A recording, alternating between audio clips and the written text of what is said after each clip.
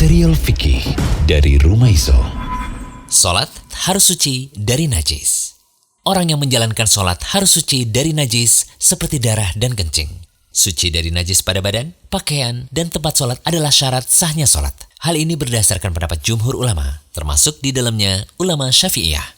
Dalil yang menunjukkan perintah harus bersuci dari najis ada 4 dalil. Yang pertama, Allah berfirman, "Dan pakaianmu bersihkanlah." Dari Ibnu Abbas radhiyallahu anhuma, ia berkata bahwa Nabi SAW pernah melewati salah satu sudut kota Madinah atau Mekah.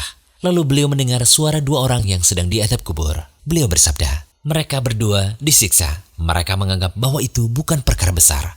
Namun sesungguhnya itu perkara besar. Orang yang pertama disiksa karena tidak menutupi diri ketika kencing. Adapun orang yang kedua disiksa karena suka mengadu domba. Dalil yang menunjukkan harus membersihkan tempat sholat dari najis adalah hadis Arab Badui. Ketika Rasulullah SAW menyuruh menyiram air pada bekas kencingnya di masjid. Beliau bersabda, "Siramkanlah sewadah air pada bekas kencingnya." Catatan tentang bersuci dari najis untuk sholat. Yang pertama, jika tidak mampu atau ada bahaya sehingga tidak bisa menghilangkan najis, maka sholat dalam keadaan seperti itu. Dan sholatnya tidak perlu diulangi. Inilah pendapat ulama Hanafiyah, salah satu pendapat Hambali, pendapat Ibnu Qudamah, Ibnu Taimiyah, Ibnu Baz, dan Ibnu Utsaimin. Yang kedua, jika mendapati najis pada badan atau pakaian ketika sholat, maka hendaklah najis tersebut dihilangkan tanpa tersisa. Adapun sholatnya tetap sah. Inilah ijma' sebagaimana dinukil oleh Imam Nawawi dan Ibnu Hajar.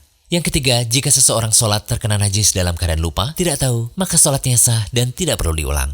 Inilah pendapat Imam Ahmad dalam salah satu riwayat. Pendapat Imam Syafi'i yang qadim dipilih oleh Ibnu Mundzir, Imam Nawawi, Ibnu Taimiyah, Ibnu Qayyim, Ibnu Baz, dan Ibnu Utsaimin.